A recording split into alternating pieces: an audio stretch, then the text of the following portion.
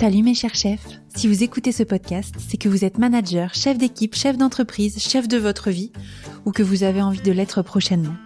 Être chef, ce n'est pas juste manager une équipe, c'est plutôt une manière d'être, une manière de vivre, une manière d'avoir de l'impact sur le monde, à commencer par son propre monde. Être chef, c'est aussi avoir conscience de son rôle et de ses responsabilités, c'est avoir envie de s'occuper des gens, d'une équipe. C'est aussi être garant et garante de l'harmonie des relations au travail et d'accompagner nos collaborateurs et nos collaboratrices dans leur évolution. Ici, dans ce podcast, on explore ensemble le rôle de chef, toutes ses facettes, ses difficultés, l'état d'esprit aussi qu'il faut avoir pour l'être, les pratiques de management et l'impact que ce rôle a plus largement sur nous. Je m'appelle Sophie Plumer, je suis chef d'entreprise, productrice de podcasts RH et RSE et coach en management. Mais avant de me lancer dans l'entrepreneuriat en 2021, j'étais consultante en management, puis responsable RH dans une entité d'environ 1000 personnes et je menais des opérations RH en manageant une équipe de 15 collaborateurs. C'est avec ces différentes casquettes que j'ai appris que la pièce maîtresse de toute organisation, c'est le manager. S'il est bon, c'est génial, s'il n'est pas bon, ça fait de gros dégâts. Donc en 2020, je me suis engagée dans l'aventure du podcast pour donner la parole à des chefs inspirants et inspirantes et pour vous partager mes bonnes pratiques afin de vous accompagner au mieux dans votre rôle. 3 ans plus tard, Chef, c'est un podcast de plus de 60 épisodes. C'est aussi un studio de production de podcasts pour entreprises. Ce sont des accompagnements individuels et collectifs sur des sujets de management et ce sont des formats qui fédèrent des chefs de tous les horizons à travers des groupes d'entraide, des dîners et des escapades entre chefs.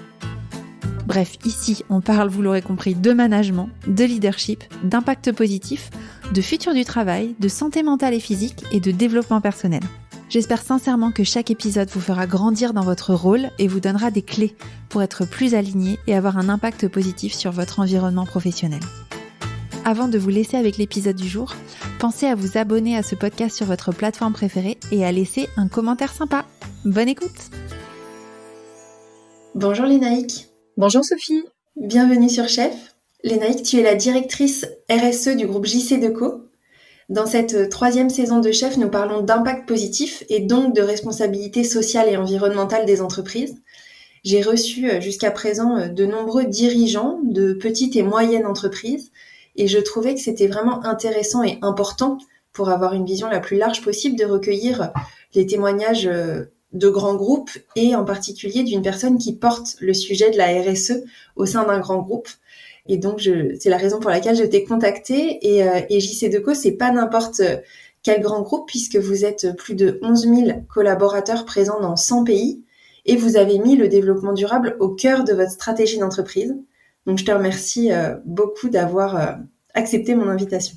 Je suis ravie, Sophie. Merci beaucoup de m'avoir invitée.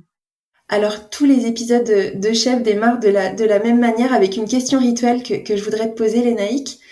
Est-ce que tu peux me dire ce que ça veut dire pour toi, avoir un impact positif sur le monde ? Alors, cette notion d'impact positif, je l'ai cherchée tout au long de ma carrière dans les différentes entreprises pour lesquelles j'ai pu travailler et sur toutes mes missions. Et donc, je pense que tout d'abord, il faut relier cette notion à la définition de développement durable qui est apparue en 1987 par Madame Brundtland, qui est véritablement d'avoir un développement qui répond aux besoins du présent sans compromettre la capacité des générations futures à répondre aux leurs. Donc ça, c'est la base.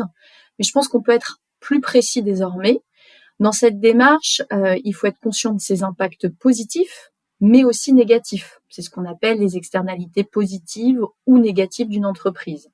Et pour avoir un impact positif, il faut d'abord commencer par comprendre le mécanisme, les causes, les conséquences de ces impacts sur la société et sur l'environnement. Et je dis bien sur la société et ses individus, car nous avons à tort tendance à nous concentrer beaucoup trop sur l'environnement et oublier les enjeux sociaux. Et donc c'est en comprenant ces impacts que nous pouvons ensuite déployer des actions concrètes pour accélérer la transformation d'une entreprise vers un business model plus vertueux. Donc concrètement, les entreprises aujourd'hui, elles ne peuvent plus continuer de produire sans se soucier de leurs impacts. Et la valeur de l'entreprise, elle doit être redéfinie pour mieux appréhender ces impacts. Et enfin, je souhaiterais ajouter une dernière notion que je porte, l'utilité. Aujourd'hui, il me semble indispensable de se demander quelle est la valeur, quel service mon entreprise apporte à la société et comment je peux accroître ce capital utilité pour m'assurer de la pertinence de mon business model. Donc, si je devais résumer ma vision, pour conclure, avoir un impact positif, c'est produire durablement un service utile pour la société. Merci pour cette réponse. Je me suis noté 2 mots-clés qui ont particulièrement résonné et dont on n'a pas beaucoup parlé finalement sur Chef dans cette saison. C'est le mot comprendre et le mot conscience.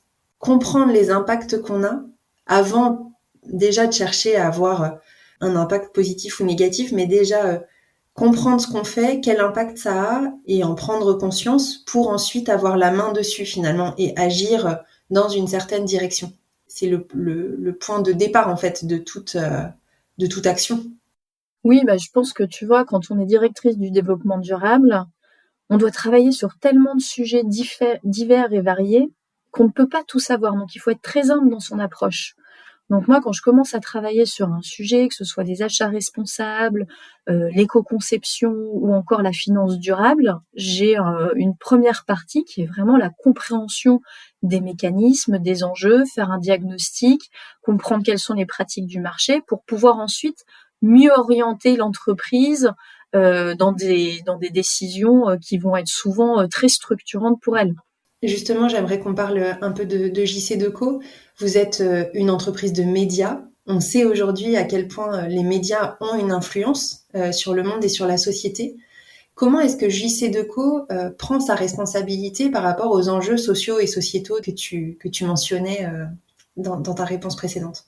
Alors en fait, avant, Sophie, j'aimerais bien qu'on parle un peu plus du business model de JC2Co parce qu'on est plus qu'un média. Ouais. On est une entreprise française, on est présente dans plus de 80 pays. Et en fait, on a un modèle qui est très atypique et qui est très vertueux puisqu'on est au service des citoyens. On propose des services aux citoyens financés par la publicité des marques. Donc, à travers la publicité des marques, on va financer des services urbains et quotidiens utiles à tous.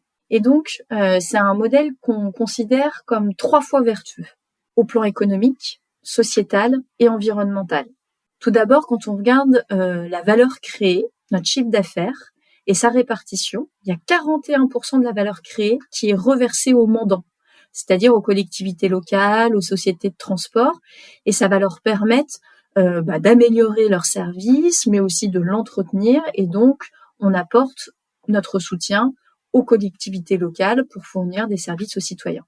Sur le plan sociétal, un emploi direct JC2Co à travers le monde soutient 10 emplois supplémentaires. Donc on voit bien l'empreinte qu'on a sur notre chaîne de valeur aussi. Et enfin, sur la partie environnementale, comme tu le sais maintenant au niveau européen, on a une obligation pour toutes les entreprises d'une certaine taille, c'est de communiquer sur la taxinomie verte. Donc qu'est-ce que c'est la taxinomie verte ? Ça nous permet d'évaluer l'impact environnemental d'une entreprise. Aujourd'hui, l'Union européenne demande aux entreprises d'une certaine taille de communiquer sur leur chiffre d'affaires vert et la part de leurs investissements dédiés au développement durable et à la transition. Et donc, nous, JC2Co, on s'est plié à cet exercice. Et aujourd'hui, on est très fiers du résultat puisque près de 50% de notre chiffre d'affaires en 2022 participe à la transition environnementale. Tout simplement, c'est lié à nos activités d'abribus. Donc, on permet la mobilité douce dans les villes, mais aussi les vélos en libre service. Et enfin, la contribution par la redevance au financement du transport terrestre et ferroviaire. Donc, on le voit bien, on a ce socle assez solide au niveau de notre business model. Et moi, ce qui m'a particulièrement touchée dans cette entreprise, c'est son engagement depuis ses origines. Ok. Je me permets peut-être une question un peu pied dans le plat. On sait aujourd'hui quand même que les médias ont une influence importante, les marques aussi, surtout d'un point de vue social. Alors on a beaucoup dénoncé, par exemple, des marques de mode qui affichent des femmes très maigres, toutes blanches, etc. Et donc ça manque de diversité. Est-ce que vous avez aussi votre mot à dire et vous cherchez à avoir de l'impact à travers les publicités qui sont diffusées sur vos supports ? Alors c'est essentiel, Sophie. Aujourd'hui, on est un vrai acteur engagé au sein de notre écosystème et pour moi, il est primordial d'accompagner la transition de la communication vers un modèle plus responsable. Et il faut pas oublier qu'à la base, sans communication, il n'y aura pas de transition. Moi, je suis convaincue qu'on a besoin de faire beaucoup de pédagogie, d'éveiller les citoyens sur ces enjeux et aussi de les aiguiller sur des produits plus vertueux. Donc, pour ce faire, il y a un rôle positif que peut avoir la communication. Ensuite, comment faisons-nous pour influencer cet écosystème pour tendre vers des communications plus responsables? La première chose que nous avons décidé de mettre en place, c'est une charte de déontologie de la communication extérieure, où on va définir un certain nombre de principes pour les communications que nous allons diffuser sur l'ensemble de nos mobiliers à travers le monde. Depuis 2022, 100% de nos pays s'engagent à mettre en œuvre et à appliquer les principes de notre charte de déontologie de la communication extérieure. Concrètement, moi je fais par exemple partie du comité de la France, et on est une dizaine de collaborateurs issus de différents secteurs, de différents départements, le juridique, le marketing, le commerce, les relations villes, mais aussi le directeur de la compliance. Et ensemble, nous évaluons environ 3000 campagnes chaque année. Il y en a une centaine qui ont posé problème l'année dernière. Nous sommes allés voir notre client ou l'agence média en charge de cette campagne pour leur expliciter quels étaient les enjeux derrière cette campagne de communication, en quoi elle n'était pas conforme avec nos valeurs et notre charte, et nous leur avons demandé de revoir leur copie. 50 d'entre elles n'ont pas pu être diffusées sur notre réseau en France, puisque nous n'avons pas trouvé de compromis et nous imaginions que ça représentait un risque pour l'annonceur, mais aussi pour les citoyens ou pour notre entreprise. Donc aujourd'hui, c'est très important de se saisir de ces enjeux et de les évaluer et de se questionner régulièrement sur ces sujets-là, puisque ce qui était acceptable il y a 20 ans ne l'est plus aujourd'hui. On ne demande plus de gens qui fument en France, par exemple. Maintenant, c'est une évidence. Mais en fait, on voit bien le rythme s'est accéléré et tout ce qui est aujourd'hui acceptable ne le sera peut-être plus demain. Donc, on essaye aussi de se challenger régulièrement et on fait partie de nombreux groupes de discussion pour promouvoir notre vision, mais aussi se nourrir de ces échanges avec nos parties prenantes. Ok, j'entends que sur 3000 campagnes, 50 finalement c'est non neutre, mais c'est quand même une très très large minorité. Moi j'aime bien parler des choses positives, des choses qui donnent espoir et qui donnent confiance. Quand je t'écoute, je me dis que finalement le milieu des médias, de la communication et du marketing est peut-être en train d'évoluer aussi et de prendre des responsabilités pour de diffuser des messages qui vont dans le sens de la transition. Est-ce que toi, avec ta vision du comité, justement, et encore plus avec ta vision RSE JC2Co, tu confirmes un peu cet a priori qui est très lointain? Je suis complètement d'accord avec toi, Sophie. On voit une vraie appropriation de ces enjeux par le secteur. Je pense qu'il y a de nombreux signaux qui nous le montrent. On a de plus en plus de normes, de textes, donc on est de plus en plus accompagné. Au début, une entreprise, elle pouvait se sentir très démunie sur comment bien communiquer. Je pense qu'aujourd'hui, ce n'est plus possible de dire ça. Il y a de nombreux outils qui existent, de nombreuses organisations qui peuvent accompagner cette transition. Et là où je suis aussi rassurée, c'est le niveau d'appropriation des agences médias. Parce qu'à un moment, il faut que ça vienne aussi des agences de communication et des agences médias, qui sont au final les consultants des entreprises qui doivent les guider vers ces bonnes pratiques. Moi, j'ai de nombreux échanges avec mes pairs dans les agences et je vois qu'il y a une vraie appropriation. Et encore une fois, je reviens à cette notion de comprendre. Nous, on a décidé aussi de faciliter cette compréhension en lançant un calculateur d'empreintes des campagnes pour les agences médias et les annonceurs. Donc concrètement, en 2021, on a lancé Empreinte 360 qui permet pour toute campagne JC2Co de comprendre quelle est l'empreinte carbone, mais aussi l'empreinte en eau et l'empreinte socio-éco, les externalités positives et les externalités négatives. Donc ça, c'est le diagnostic. Et en fait, à travers cet outil-là, cela nous a permis de rencontrer tous nos clients, toutes les agences médias, pour communiquer, expliquer, vulgariser l'ensemble des enjeux liés à la communication et essayer d'identifier bien sûr des plans d'action. Mais je pense qu'encore une fois, c'est important de bien comprendre et d'avoir un diagnostic solide pour savoir ce sur quoi on doit s'engager. Donc, on l'a pris d'un prisme environnemental, mais tout de suite, après l'éco-conception des campagnes, comment on peut réduire l'intensité énergétique des campagnes, on parle aussi, bien évidemment, de la campagne en elle-même, comment on peut promouvoir des pratiques plus responsables et mettre en avant des produits plus vertueux et faciliter la transition en accompagnant le citoyen consommateur vers des choix plus responsables. Ok. Ouais, on voit aussi votre rôle de pédagogie, en fait, dans l'accompagnement de vos clients. Hyper intéressant. En matière de responsabilité, je trouve, d'entreprise, de pas uniquement s'arrêter à ce qu'on fait nous, dans notre business model à nous, mais aussi d'accompagner la filière. Enfin, moi, je considère qu'une entreprise aussi importante et influente que JC Deco a cette responsabilité-là, et on comprend que vous la prenez, en tout cas en partie, et vous êtes dans ce chemin-là. Lénaïque, on a déjà abordé beaucoup d'actions que vous faites chez JC Deco. Toi, ton rôle là-dedans, qu'est-ce que c'est? Quelle est ta mission en tant que directrice de la RSE? Alors, ma mission, elle est assez vaste et je pense très transformante pour l'entreprise, puisqu'au final, c'est faciliter et accélérer la transformation de l'entreprise pour intégrer les enjeux de durabilité. Et donc, comme je te l'ai dit, c'est assez vaste parce qu'on va parler de nos pratiques en termes d'achat, de nos pratiques en termes de communication, en termes de relations avec les mandants, les villes, les aéroports, les sociétés de transport, mais aussi auprès de nos collaborateurs. Au final, moi, mon objectif, c'est véritablement d'avoir un impact positif systémique, c'est-à-dire réduire notre empreinte environnementale et accroître les bénéfices pour la société liés à nos activités. Donc, une fois qu'on a dit ça, ça semble quand même un peu titanesque. Je pense que moi, j'ai eu besoin de me dire, bon, alors concrètement, mais comment je vais faire? Quels sont mes axes de travail?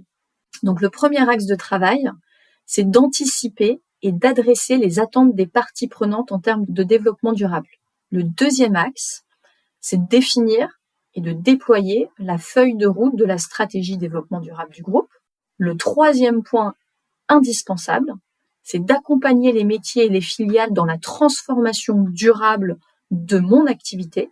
Le quatrième point, mesurer et valoriser notre performance extra-financière. Et enfin, collaborer avec l'ensemble des parties prenantes pour faire évoluer les pratiques de notre industrie. Donc ça rejoint complètement ce sur quoi on était en train d'échanger, Sophie. Moi, je pense qu'aujourd'hui, un leader en développement durable ne peut pas se transformer seul et ne peut pas se transformer uniquement son entreprise. Il doit insuffler une dynamique positive sur toute sa chaîne de valeur et rayonner sur ses engagements, accompagner cette transition et donner envie à l'ensemble des acteurs de s'engager auprès de lui. Moi, tu le sais, je viens de la fonction RH. J'étais responsable RH auparavant. On a parlé de la responsabilité sociale, enfin sociétale. On a parlé de la responsabilité environnementale. Est-ce que dans ta casquette, tu as aussi des actions plus managériales, plus RH auprès, je sais pas, sur des sujets tels que l'égalité homme-femme, le handicap, etc., qu'on met aussi souvent dans la casquette RSE? Alors, tout à fait. Alors, c'est assez marrant parce qu'en fait, chez JC Deco, historiquement, la vision des enjeux sociaux était très locale. On pensait que chaque business étant spécifique dans des régions très différentes, et c'est vrai, on n'opère pas notre activité de la même façon aux États-Unis qu'en Australie ou en Afrique du Sud. Donc cette notion des enjeux RH, elle était portée en local par les managing directors et les DRH locaux. Et cette année, nous avons décidé de créer un socle commun au niveau du groupe d'engagement pour nos collaborateurs, afin de traiter un certain nombre d'enjeux qui nous semblent de plus en plus importants. Alors bien évidemment, on traitait déjà la santé-sécurité des collaborateurs, parce que ça c'est lié à notre activité, c'est clé, et c'est indispensable, et c'est un must-have. Mais aujourd'hui, on le sait, c'est pas suffisant. Donc aujourd'hui, moi je veux parler de l'épanouissement des collaborateurs, du bien-être, mais aussi de la gestion des risques sociaux. Et enfin, bien évidemment, ça va au-delà. C'est comment on accompagne nos collaborateurs dans leur carrière au sein de JC Deco Donc on est en train de travailler au sein de ma direction sur un socle d'engagements sociaux pour l'entreprise qui va intégrer toutes les priorités sociales que doit avoir aujourd'hui un grand groupe. Et donc l'idée, ça va être d'identifier quelles sont nos priorités pour les filiales matures, mais aussi quels sont les premiers axes de travail pour des filiales moins matures, puisque dans certains pays où nous opérons, il y a une dizaine de collaborateurs. Donc je peux pas aujourd'hui avoir le même niveau d'exigence, par exemple sur la sensibilisation aux enjeux de personnes en situation de handicap, alors que la base, ça va peut-être être d'abord de mettre aussi en avant un parcours de compétences pour mes collaborateurs, m'assurer de la juste rémunération, de la mise en place d'une rémunération variable. Donc aujourd'hui, on identifie un peu quels sont l'ensemble des chantiers, quelles sont les priorités, quel est le socle commun indispensable pour tous nos collaborateurs, pour qu'ils soient fiers de travailler chez JC2Co, mais aussi comment on va accélérer et quelles sont les différentes pistes pour accélérer. Et je pense que ça, c'est indispensable aujourd'hui pour répondre à des enjeux d'attraction et de rétention des talents. Je pense que c'est aussi ma fonction en général, le développement durable, qui va redonner cette fierté aux collaborateurs de travailler pour l'entreprise. Et on le voit bien, le sens a de plus en plus d'importance pour les collaborateurs.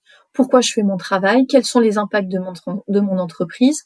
Est-ce qu'elle est véritablement vertueuse? Et il faut absolument répondre à toutes ces questions. On ne peut plus ne pas communiquer sur ces enjeux auprès de nos collaborateurs. Oui, et d'où l'intérêt pour un groupe aussi gros que JC2Co et aussi présent à l'international dans des pays très différents, d'avoir une coordination de l'action, même si ensuite c'est décliné bien sûr localement. Vous êtes 11 000 collaborateurs à travers le monde. J'imagine que c'est loin d'être évident. Tu disais déjà parce qu'il y a des réalités très différentes, des tailles d'équipes très différentes, mais de faire bouger les lignes de manière un peu coordonnée dans ce qui peut paraître parfois un gros mammouth quand on prend des grands groupes comme ça, comme JC2Co. Toi, quels vont être les moyens que tu vas mettre en place en priorité pour faire bouger les lignes, en lien bien sûr avec votre stratégie RSE? Alors, je suis arrivée dans l'entreprise il y a un peu plus de 2 ans maintenant.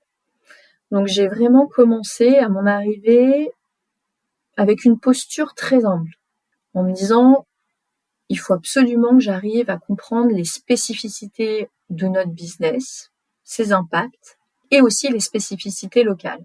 Donc, j'ai fait un tour du monde virtuel grâce à Teams, où j'ai pu échanger avec l'ensemble de nos correspondants en développement durable à travers le monde, mais aussi avec les managing directors, en leur demandant à chaque fois, qu'est-ce que je peux faire pour toi? Quels sont tes enjeux? Et ça, je pense que c'est vraiment la base et ça m'a permis de nourrir ma vision du groupe. Et en 2022, on a décidé d'affiner notre stratégie. Donc, j'ai redéfini la stratégie RSE du groupe pour mieux refléter les nouveaux challenges de notre société, mais aussi renforcer nos engagements pour répondre aux attentes de nos parties prenantes. Et cette année, j'ai lancé notre stratégie climat, alignée avec la science, dont le dépôt auprès du SBTi est imminent. Et clairement, aujourd'hui, c'est un vaste chantier. C'est colossal comme tâche. On doit réduire de 50% nos émissions carbone sur l'ensemble de nos scopes à horizon 2030 et de 90% à horizon 2050. Donc clairement, pour y arriver, il va falloir repenser notre business model, identifier des solutions innovantes et changer nos pratiques. On a identifié 3 leviers majeurs, donc l'immobilier, l'énergie, les déplacements. Sur l'énergie, je suis assez confiante. C'est des choses qu'on faisait historiquement. Comment réduire les émissions de nos opérations? Ça concerne nos mobiliers, nos véhicules, nos bâtiments. Et donc, on a mis en place de nombreuses solutions d'efficacité énergétique. On a renouvelé notre flotte de véhicules pour des véhicules à faible émission. Et on va continuer. Derrière, ce sont des investissements conséquents. On doit adapter nos opérations. C'est pas simple, mais on a les solutions. En revanche, le plus gros défi aujourd'hui se porte sur les mobiliers. Et c'est bien là où on aura le plus d'impact, parce qu'aujourd'hui, c'est mon scope 3, et c'est 90% de mes émissions au niveau du groupe. Donc l'objectif, c'est d'améliorer leur empreinte environnementale pour réduire les émissions carbone associées à travers des actions comme l'éco-conception et l'économie circulaire. Et donc pour ce faire, je travaille avec l'ensemble des fonctions en interne, mais aussi notre chaîne de valeur. Parce que je suis convaincue que pour avoir un impact systémique d'envergure, on doit collaborer avec nos fournisseurs pour la recherche de nouvelles solutions techno, mais aussi avec nos clients. Et pourquoi nos clients ? Parce qu'en fait, on a un énorme enjeu d'acceptabilité de ces nouvelles solutions, qui sont plus vertueuses, mais forcément différentes de celles que nous avions historiquement. Donc, il faut les accepter.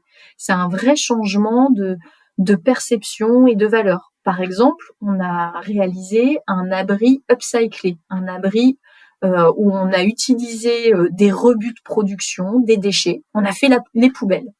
Les poubelles chez nous, mais les poubelles aussi de grands groupes. Et on a décidé de réutiliser l'ensemble de ces matériaux. Donc, ce sont des mobiliers uniques qui s'assimilent presque à une œuvre d'art, puisqu'on n'a plus du tout ce côté identique à l'identique, reproductible à l'infini. Mais donc, du coup, il faut accepter. Ça sera différent, pas forcément moins bien. La qualité sera identique, mais son design sera évolutif et différent. Donc aujourd'hui, moi, l'un de mes grands chantiers, c'est d'accompagner cette transformation auprès de mes équipes, l'appropriation de ces enjeux afin de définir des solutions innovantes, mais aussi les intégrer à notre business. Converger le développement durable et la stratégie de l'entreprise pour s'assurer qu'à la fin, on arrivera vraiment à transformer l'entreprise. Et donc, pour ce faire, je dois travailler sur l'acceptabilité auprès de nos clients, les collectivités locales, les sociétés de transport, mais aussi les annonceurs, parce que ça peut être aussi renoncer à certaines campagnes, à certains outils, pour d'autres outils qui permettront de toucher tout aussi bien nos cibles, mais de manière différente. Depuis le début, en fait, de notre épisode, il y a vraiment ce mot pédagogie, transmission, accompagnement, en fait, qui revient dans beaucoup des actions que tu portes et que vous portez avec le groupe. On parlait de la charte, là tu parles de l'acceptabilité, de l'acceptation de vos clients, de l'appropriation par tes équipes. Comment tu fais concrètement et peut-être dans quel état d'esprit tu es pour faire passer des messages, expliquer, réexpliquer, j'imagine. J'imagine que tu es aussi confronté à des personnes qui ont des contre-arguments très forts ou même parfois des contre-arguments très faibles, mais qui sont campés sur leur position.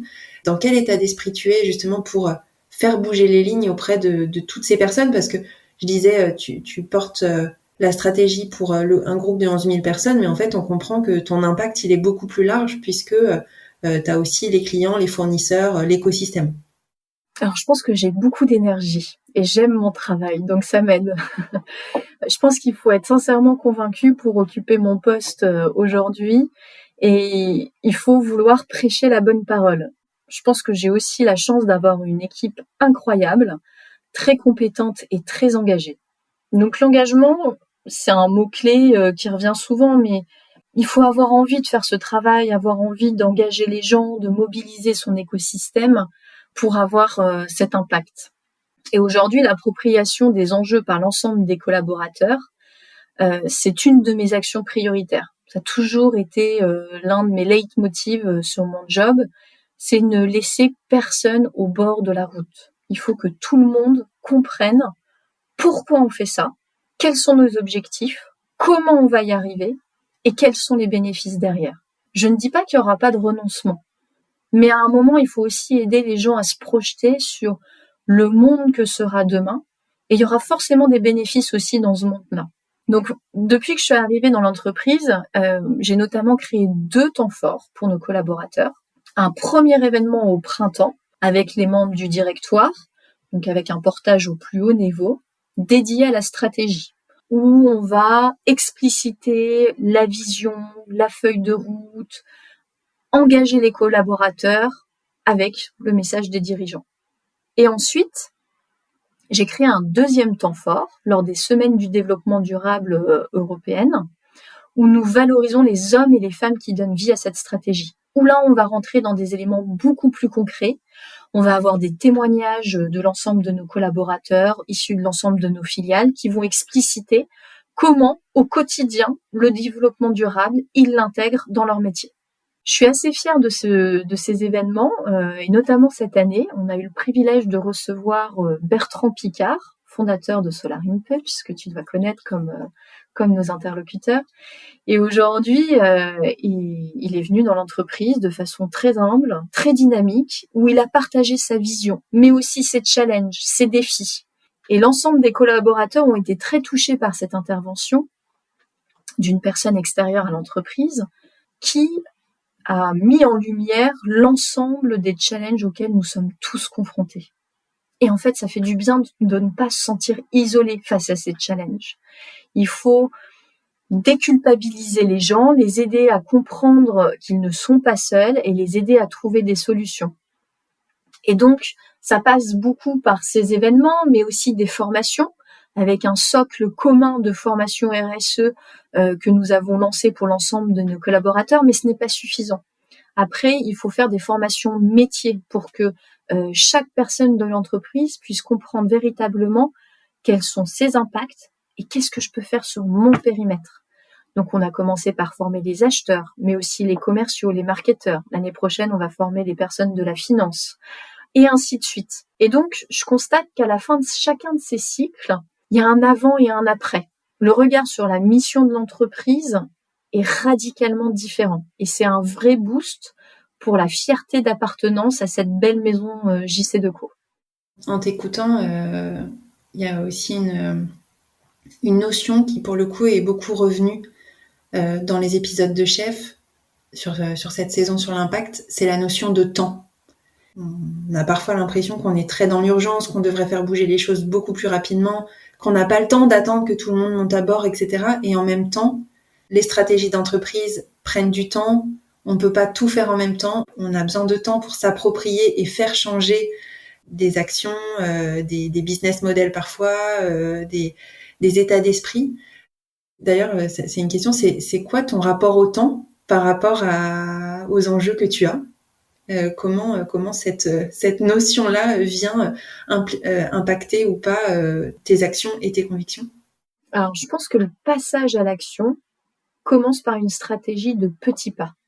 Il faut identifier les premières actions acceptables pour l'entreprise afin de cranter progressivement et étendre l'impact d'une manière que l'entreprise pourra absorber.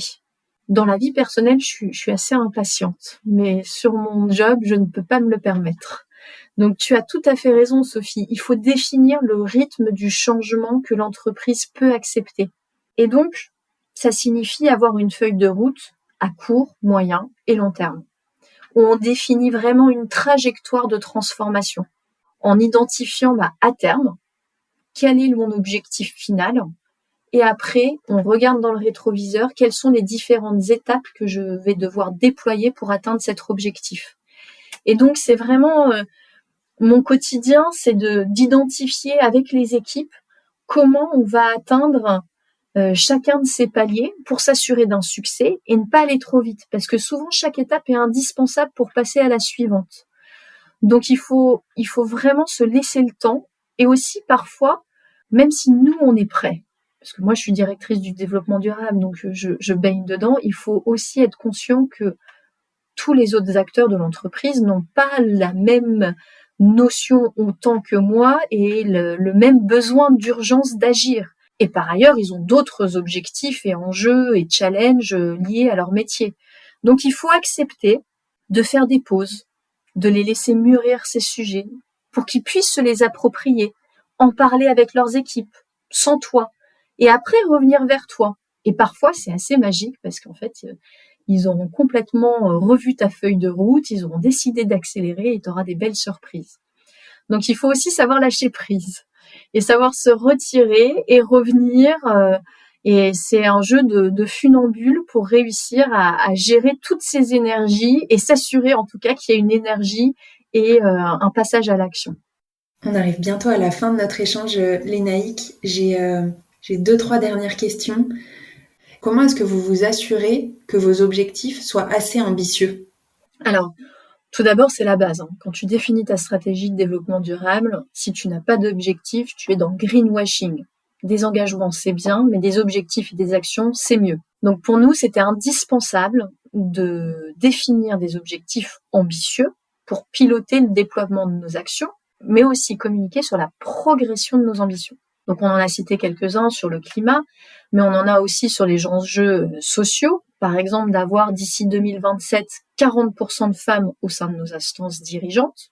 D'ici 2030, de réduire de 25% le taux de fréquence des accidents versus 2019. Et aussi, par exemple, sur l'environnement, maintenir des engagements. Depuis 2022, 100% de nos consommations électriques sont couvertes par de l'électricité verte. Et d'ici 2035, 0 enfouissement des déchets. Donc, plein d'objectifs. Et alors, pour chacun de ces objectifs, comment nous les avons définis? Premièrement, nous avons réalisé un benchmark des acteurs de la communication, mais aussi des entreprises les plus engagées, les plus avancées sur ces thématiques, pour définir le bon niveau de curseur. C'est le cas, par exemple, pour la couverture en énergie renouvelable. Et ensuite, il y a d'autres sources de motivation et d'inspiration. En ce moment, il y en a un qui est très actif, le régulateur. Avec la CSRD, la refonte du reporting extra-financier, on le voit, les entreprises vont devoir s'engager sur de nombreux objectifs. Mais avant cela, la France, elle a toujours été très précurseur sur ces sujets.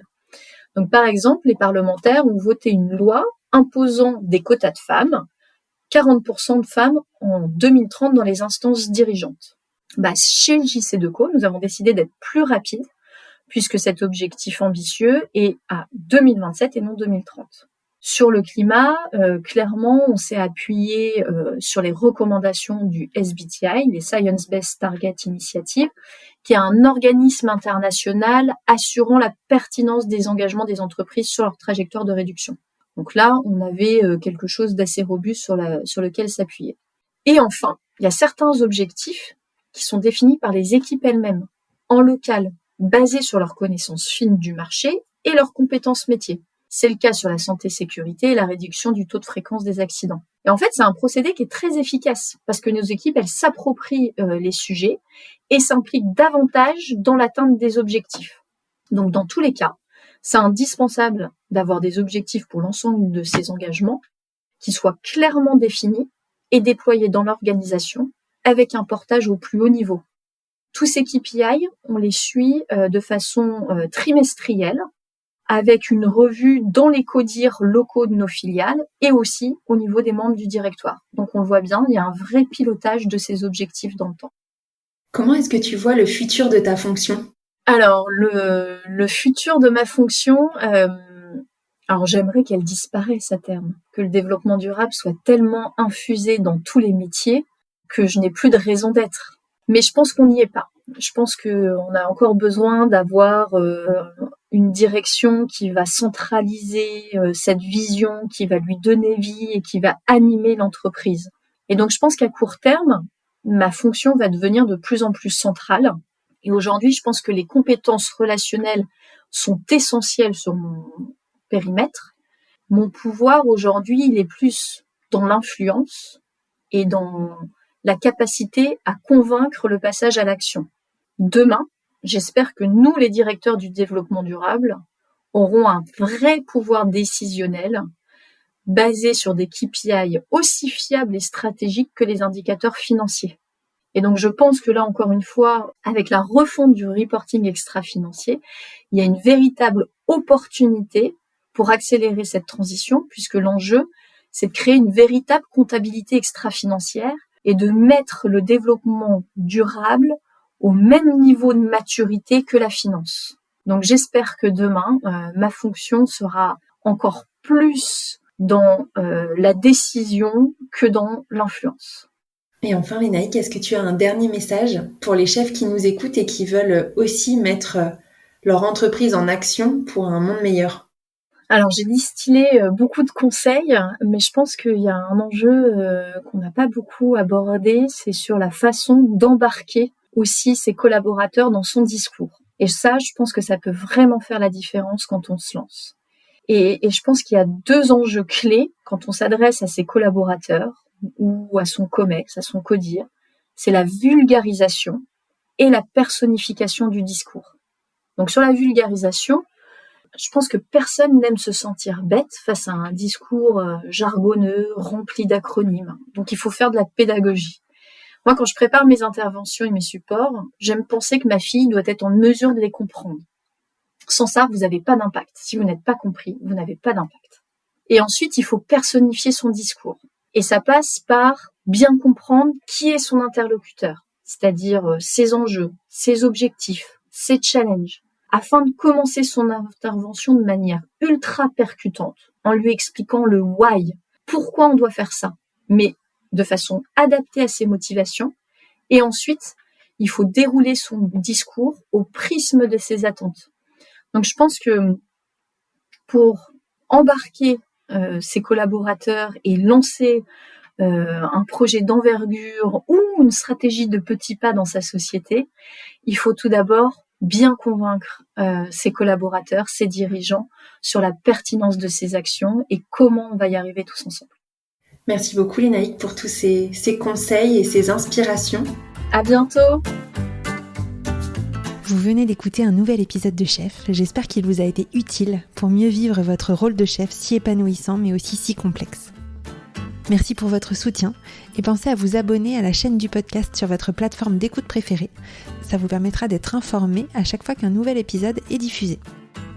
Vous pouvez aussi vous abonner à la newsletter que j'envoie un vendredi par mois. Et si vous avez des questions, je vous rappelle qu'il y a le répondeur de chef sur lequel vous pouvez laisser des messages vocaux. Et j'y réponds soit directement par email, soit par l'intermédiaire d'un épisode de podcast quand votre thème concerne plus de monde que vous. Voilà. Je vous dis à très bientôt et prenez soin de vous.